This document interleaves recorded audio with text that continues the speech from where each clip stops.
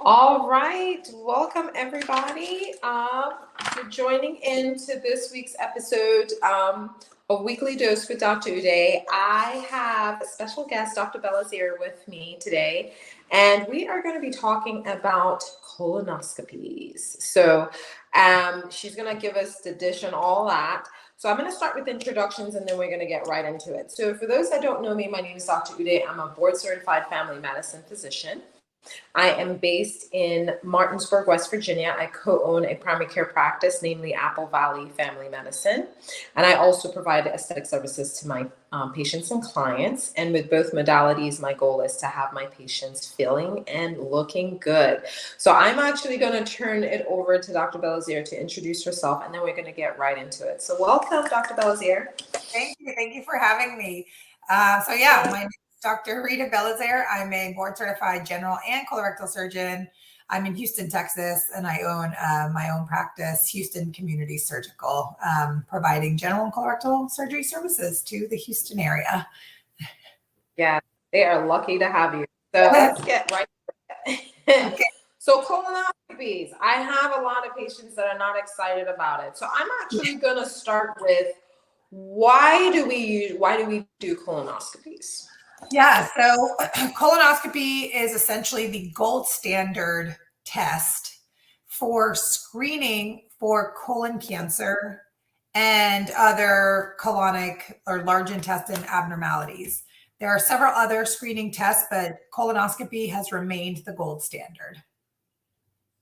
Absolutely. So I tell my patients all the time, I know they kind of make a face when I say it, and I'm like, somebody needs to look on the inside, make sure there's nothing growing there, no polyps or no abnormalities, or like bleeding and stuff like that. So the next question when I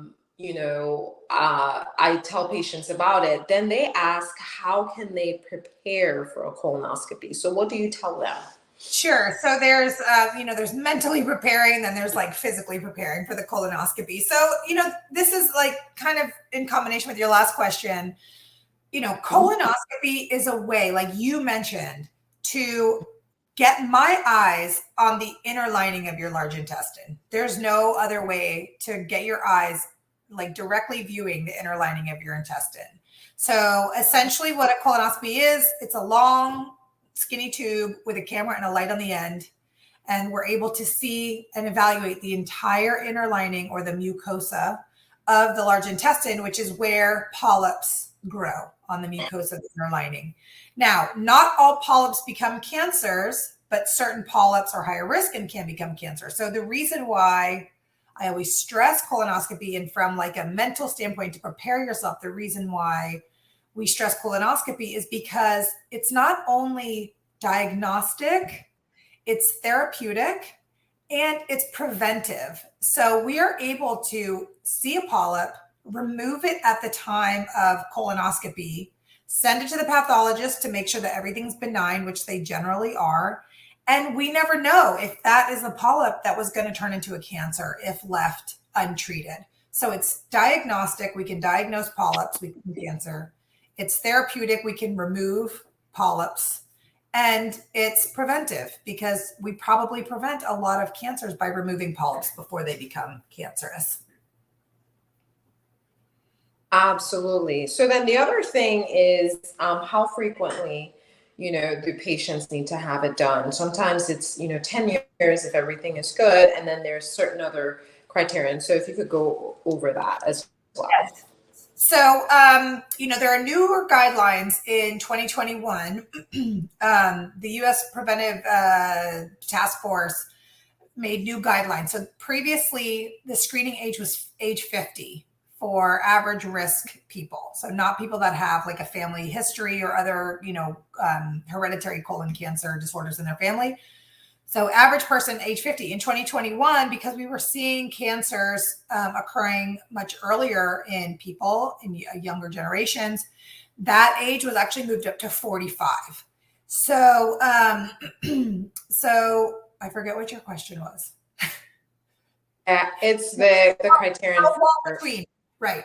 So your first one should be at age 45. If there are no polyps or no abnormalities detected, the next colonoscopy can wait 10 years. If there are any polyps detected, the recommendation is 5 years. And certain types of polyps that are higher risk for becoming cancer or size or whatnot, you may have a recommendation to get a colonoscopy sooner than that. So it all kind of depends on what is found during the colonoscopy. That's perfect. That's a perfect answer. Now, the other thing is patients actually want to know, hey, as far as the prep to clean them out, what do you have them taking? And it doesn't have to be super specific, but just what the expectations are, because they're pretty nervous about that sometimes. Yes, absolutely. And I think, once you kind of get over that you're having a procedure, that is actually the hardest part is the prep, right? Nobody wants to be like running to the bathroom all day long, but in order to get a good evaluation, it has to be cleaned out. So there are several different types of preps. Some less savory than others. So there's like a pill form of prep and there's a liquid form of prep. The liquid form of prep is usually the one that most people are given. The sort of the OG of preps is something called Go Lightly, right? Go Lightly is a gallon or 4 liters essentially of liquid. It comes in like a big jug with a powder and you fill it up with water and you essentially drink it until it's gone. The active ingredient in Go Lightly is something called polyethylene glycol. Okay, that's an osmotic laxative, meaning that once you drink it and it's inside the tube of your large intestine, it is salty. And so it brings water into the intestines and it helps you have a bowel movement. So it essentially gives you, since you're drinking so much of it, it essentially gives you diarrhea until everything's cleaned out. Go Lightly also has some electrolyte additives that also kind of help with that process. Like I said, that's the gold standard. It's a little bit salty. Most people don't really like it. There are other options that include polyethylene glycol with and without other added electrolytes. Some are just electrolytes. And so you just kind of have to be careful because if somebody's got kidney failure or kidney disease or heart failure, you want to always be careful of electrolytes in the volume that you're taking. So that's why there are several different ones. My personal favorite one is actually over the counter. It's just Miralax, and Miralax is just plain polyethylene glycol. You essentially get the big can, bottle of it.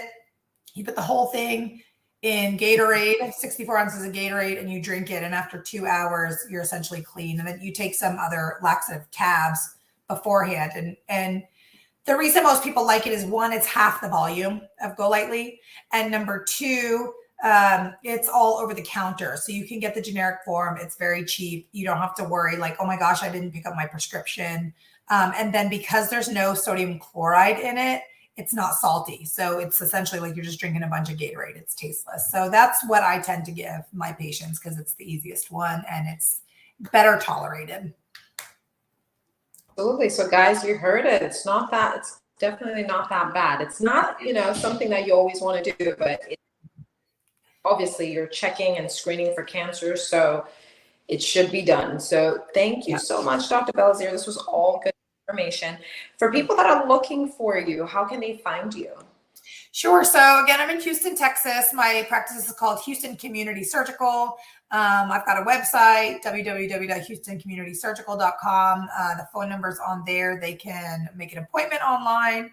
They can call or text that number, and we're happy to make an appointment. Yay. So you guys definitely check her out.